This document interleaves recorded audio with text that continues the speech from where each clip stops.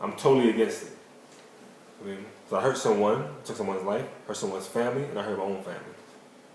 And somebody say I was young, I was misguided, I was angry, and I was ignorant. Of course, and I agree with that.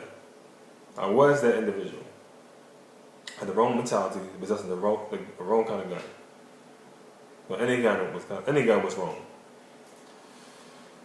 Ignorant, angry, and frustrated, like most of our youth here in the city of Philadelphia and all around the country. But we have guns. And that mentality mixed with a gun never proves to be a positive thing. It always proves to be fatal. Now when we come to individual people, everyone has violent and homicidal impulses. Like you may hear, for example, somebody say, well, my boss is getting on my nerves, I'm going to kill him. Or this girl's getting on my nerves, I'm going to see how I'm going to kill her. Of course we know they're joking. It's a joke. There's venting, there's anger and frustration. Some of us suffer from fear, feelings of hopelessness, and that probably will make us want or think we need a gun. Most of us can acknowledge feelings of rage, fear, and frustration, and jealousy, and not act inappropriately or destructively in any kind of way that'll harm somebody else. Of course. Like me, when I was the age of 19 years old, 17, 16 years old, someone who wasn't able or consciously willing to admit that I had such unacceptable emotion. I had higher than average levels of rage and frustration and anger that would cause me to lose control of my emotion and hurt someone or fatally abuse someone. Some people think good people have no feelings such as that. And in fact, all people have feelings like that. All people. To some of my neighbors, I was one of the good kids on the block. I cut the hedges, go to the store for them, paint the porches, put the trash out for them. But when 30 cops came to my block and banged down my door and locked me up for homicide, changed their whole perception of who I was. See? The reality is that we all have those impulses, those emotions. Some of us are able to control them. Some of us are already conscious of them. Some of us are not conscious of them or unable to control them. So looking into the mentality behind the gun. Some would say, well, why did you carry a gun? 15 years old, 16 years old. I say because my lifestyle demanded me to carry one. I was a hustler. Sold drugs. I had to protect myself, protect my product, protect my friends, protect my family. So I carried a weapon. How was I able to get a weapon? Easy. Person who was in possession of a gun, legally. Got on high, got drugs, sold me their gun. They wanted some drugs, they wanted some work. So I was able to straw purchase guns. Sometimes 2 or 3 guns, 4 guns in my house.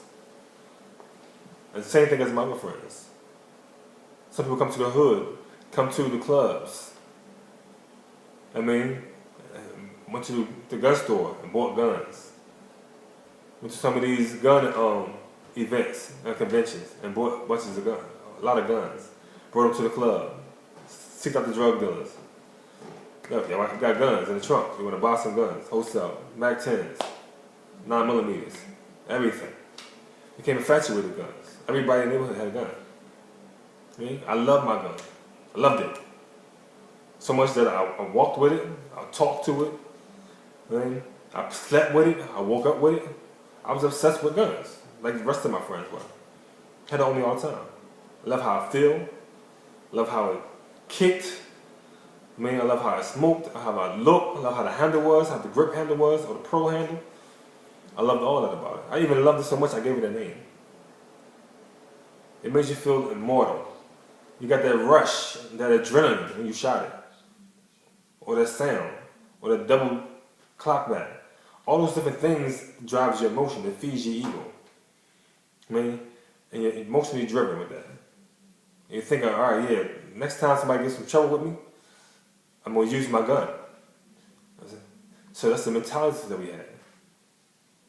Not even thinking about crime prevention. We're not even licensed to carry. But even talking about those who are licensed to carry. I mean, some of them also get trigger happy and irresponsible with guns. Some of our gun owners believe they have a double-edged sword. Believe that since they are licensed to carry, they are licensed to kill.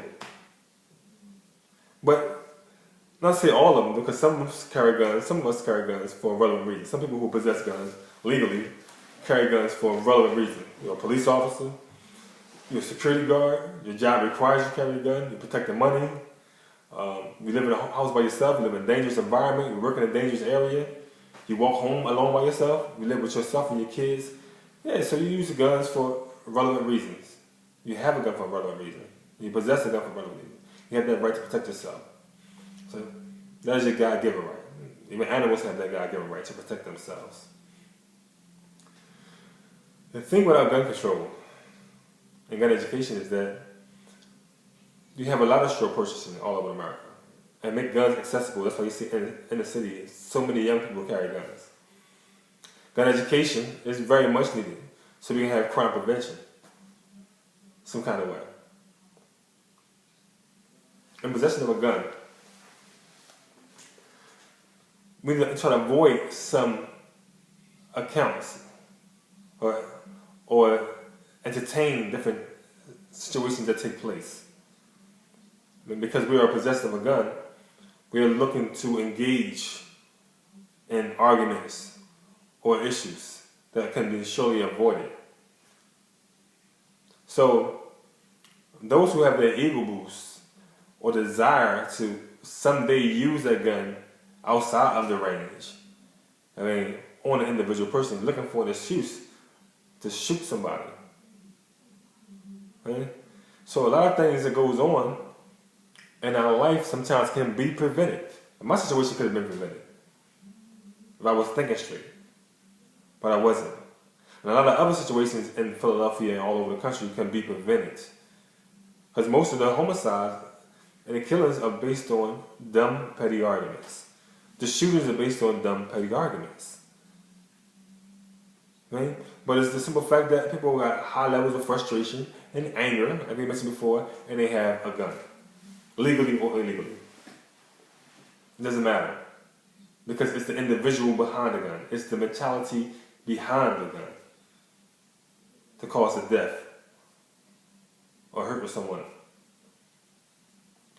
Now we know some criminals have no regards for guns. Especially if you know you're out in the game and you have enemies.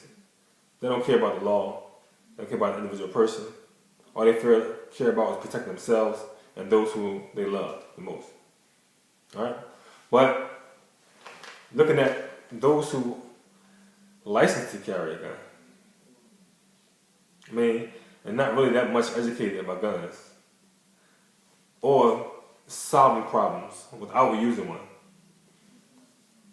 Sometimes they engage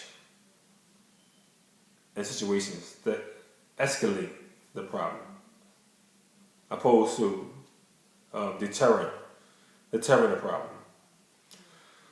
Case in point, just look at Trayvon Martin, the case we're all familiar with. Now, Trayvon Martin was walking down the street with a hoodie on. Zimmerman said he looks suspicious because of somebody he probably ain't identified or recognized. Of course, he was just standing there because Trayvon was just staying in the neighborhood because he was suspended from school. So he spotted Trayvon Martin walking down. Now Zimmerman, at this point, don't have a gun. Just say he didn't have a gun. He calls the cops, tell the cops, look, I see a guy who looks suspicious, we had a lot of break-ins around here, I don't know what he is, I'm going to follow him, this and that, I send out help. Police say, alright, stand down, we send somebody out.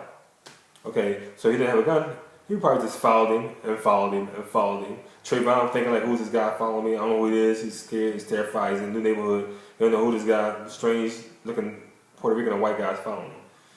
So I mean, so when Trayvon would have walked and the guy still following him, and instead of him jumping out of his car, he would have probably sat in his car and seen Trayvon pull out his keys, walk into the house of his father's girlfriend.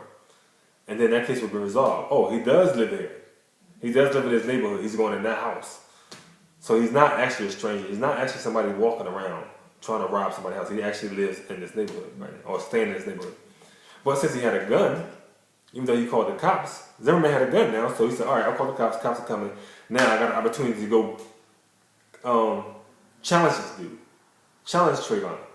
So he jumps off the car, he runs over to him. Hey, get over here. They get into a scuffle, altercation. Trayvon's scared, turns around, start punching. And they start fighting, and he get the best of him, Zimmerman. Zimmerman pulls out a gun. Instead of him saying, all right, look, freeze.